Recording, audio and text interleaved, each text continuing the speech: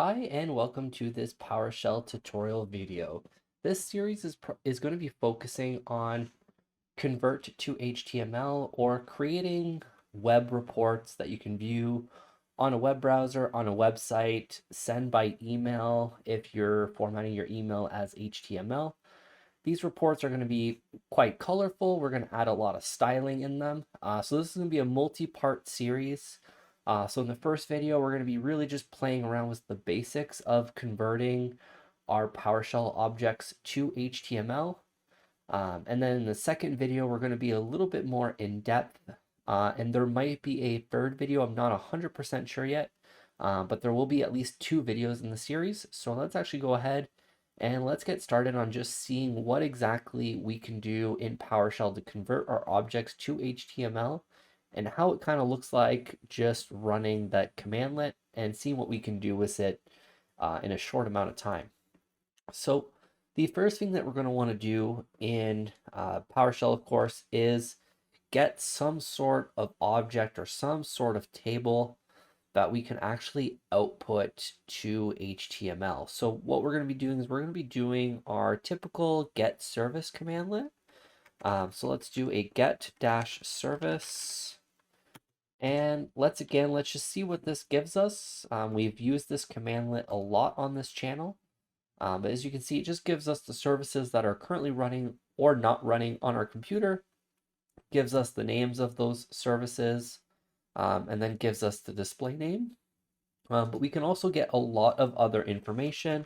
Once again, if we just pass that to the get member commandlet, it'll tell us all the different properties that we can actually get, including startup or startup type, the status, the username that's running it, and a bunch of other options here. So what we're going to want to do and what we're more interested in is doing a get service, and let's say we're going to do a select dash object. What we really want and what we really care about is going to be the name, the display name, the status, and the start type. So if we actually run this here, we're going to see this in our PowerShell window. And Visual Studio Code doesn't always like to output it with my screen resolution here. So let me just do a out grid view so you guys can actually just see what exactly I'm outputting here. All right, so here we have it. So we have our name of our services, we have the display name, we have the status, and we have the start type. So what we actually want to do is create a web page with this data in it and just format it really nicely and have a nice little table. So let's actually go ahead and let's see how we can actually do that. So the first thing that we're going to need to do is find out the commandlet. Now you guys probably already guessed it.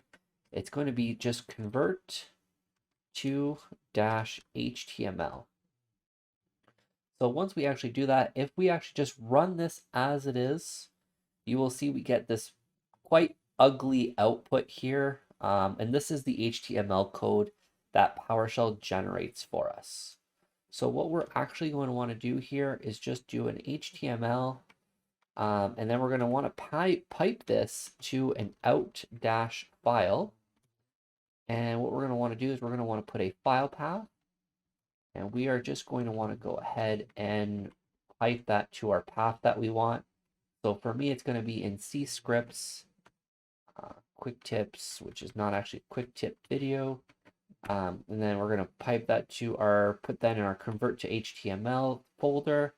And we're just going to put this to a simple.html. So once we actually run this code, and let's just go in my folder here. So we have our simple.html document.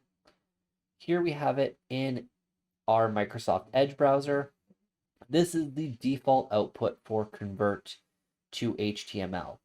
So as you can see, it's not very, very pretty. It does output the table so we can actually view it in a web browser. But it's kind of hard to follow the lines. Like you can start at app info and then you might get kind of lost when you start going to the different lines. We have like no no borders around things. We have no way to see where our mouse is over the different objects. We have stopped and running, but nothing to really show us exactly what it is here. So maybe as a viewer, this isn't very nice to look at just yet. So what we can actually do here is let's actually just simplify this code a little bit more here. So let's split this up into a few lines. Let's actually create a variable here that's going to store our services. We're just going to call that services, and we're going to set that to the get service select object. And then what we're going to do is we are then going to pipe our services to the convert-html. And what we're going to do as well is we're going to add one more variable here at the top, and we're going to do a path to export, and we're going to make that equal our HTML path here. And this is again more for me to be able to display everything much nicer on the screen for you guys. But this is also just like a good practice to not really have anything manually typed out in these parameters and just have it all at the top. This way it's very easy for you to ever change it if you need to. So once we have this here, let's just go ahead and let's delete this simple HTML. Let's just make sure that everything is still working. So if we actually run all of this code again, now you might notice that I'm getting these errors. This is because I'm not running in administrator mode, but it doesn't really matter for our situation here. And as you can see, file generates, it looks perfectly fine. So we are good to go. And what I could actually even do is do an error action here and silently continue. And we should not see those errors anymore. So that should be good. So let me just clear the screen here. And now we have our simple HTML. But now let's actually try to make it look a little nicer. So what we need to do to make it look a little nicer is add some CSS. Now, I'm not going to be teaching CSS from the beginning to the end, but I will be teaching you guys how to make the tables look a little bit nicer. So it's going to be very much like a boiler template for CSS for you guys to be able to use in your own projects. But if you know CSS, you can actually probably make tables a lot nicer than I can. But I will just go over some basic CSS rules and make a table that will look fairly good to present your reports in. So what we're going to actually want to do is create another variable here. And what I like to call it is I just like to call it CSS. We can actually just make it all lowercase here. And we're going to actually make this equal to a literal string. So we haven't seen these in a little while. And if you haven't watched the tutorial series, that is just designated by doing an @ symbol and then the double quotes. And that will let you just type in and format anything with like enters and spaces. And PowerShell will just take that as a string, literally as you typed it out. So let's go ahead and let's add our HTML tags in here for the CSS. So what we want to do is a style here. So let's do a style in the opening and closing bigger, lesser than brackets, and then our closing style tag. So this tag is to tell our HTML code that we're going to have some CSS in between these two tags, and we are going to be using these CSS properties to actually dress up our table.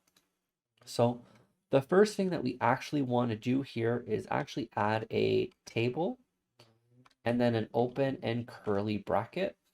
And all we're going to do is just do a border and then a colon and then a 1 pixel black solid and then a semicolon. So what this is actually going to do is going to add a border around our table. So it's not going to do all the individual cells and rows just yet, but it will actually do the around the table. Now, if we again just run this, we're going to see that it actually does not change anything. So if we go in here, it still looks exactly the same. what we need to do in our convert to HTML commandlet here is we're going to add a parameter, and our parameter is going to be the head parameter. And what we're going to want to do is we're going to want to add our CSS variable to the head. And then what we can do is if we actually run this again, we go back to our web browser, we refresh, and there is that border around our table. So we've actually already kind of made it a little bit better. It doesn't really help viewing the data, but we can actually see that it does work. We do have a border around our table. So then what we're going to want to do is to get all the different rows, what we're going to want to do is after our table here, we're going to do a comma, and then we're going to do a tr. And then if we just actually save this and we just run this, what we're going to see is going to add a border to not everything yet. We will need to do a td and th as well.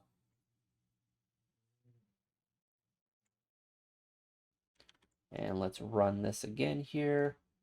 And let's refresh it. And there we have it. So we actually have a full table with all of our different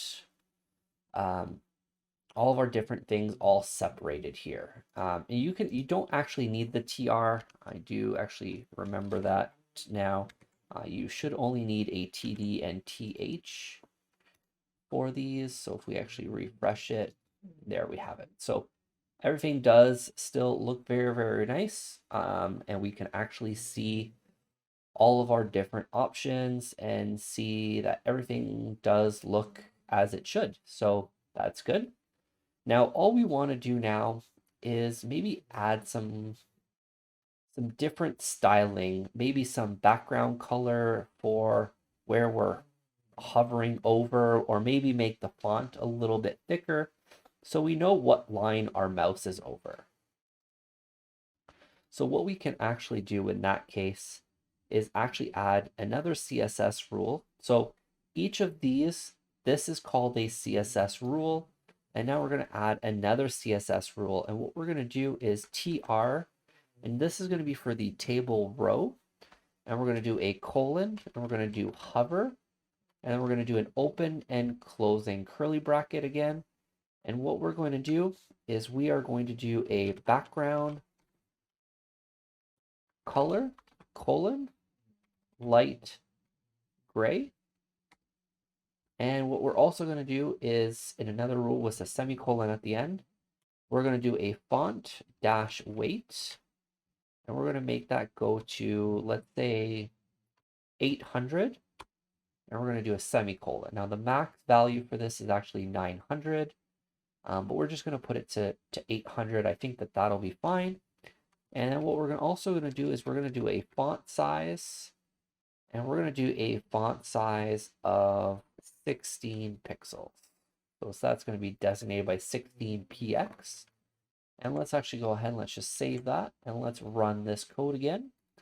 And let's refresh our page. Now it doesn't look very different, but as soon as I start hovering, you will see our text goes bold, our background color goes a little bit, our background color goes light gray.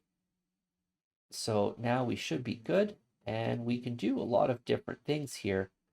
We can actually even change the font color by doing a color, and we could change that to red. So if we actually run this again here, and we refresh, there it is. Our font color changes.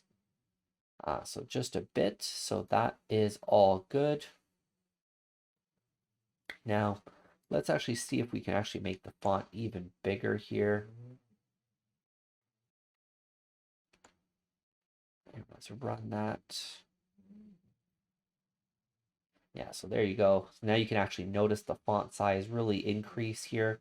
It's maybe a little bit too big, but it does give you that ability to really see what line you're hovering over and give you a little bit more information. So let's actually go ahead. Let's just shrink that just a tiny bit here. Let's do 24 pixels instead, and let's rerun it. And let's refresh the page. There you go. That seems a little bit nicer. It's not as chunky. But there you have it. This is the very easy way to use the convert to HTML and add some very, very basic CSS to it. In the next video, what we're going to be looking at is actually creating nicer reports. So what we're actually going to be able to do is do a formatting based on what is in the status, what is in the start type. So we can actually color these rows green or red based on what the status and what the start type is, because we already know that if the start type is automatic, it should be running. And if it's not running, we should probably signify that to the user saying that something is wrong. If it's stopped and it's manual, maybe we still want to highlight that for the user, but maybe it's not as important as if it's automatic and stopped. And if it's automatic and it's running, then it's all good to go. We can make it green. We know that everything is running as it should. So we're going to be seeing that in the next video. It is a little bit more intense. We're going to be playing around with the convert to HTML, but we're going to be actually adding some other HTML to our code and adding some CSS properties to the different lines as we iterate through the different rows in the table. So that's why I'm kind of separating these two videos out. This is just the very basic intro to convert to HTML, so you guys can get used to it, play around with it with your own PowerShell objects in your own environment. If you guys have any comments or questions, please let me know in the comment section down below. Please be taking a look out for that next video in this series, as I think this guys could really level up your reports that you send to people by email, or you can even put it on your website. So be sure to stay tuned for that. Please also be sure to subscribe and hit that like button and hit that notification bell to be notified when that next video comes out. And I will see you guys on the next video.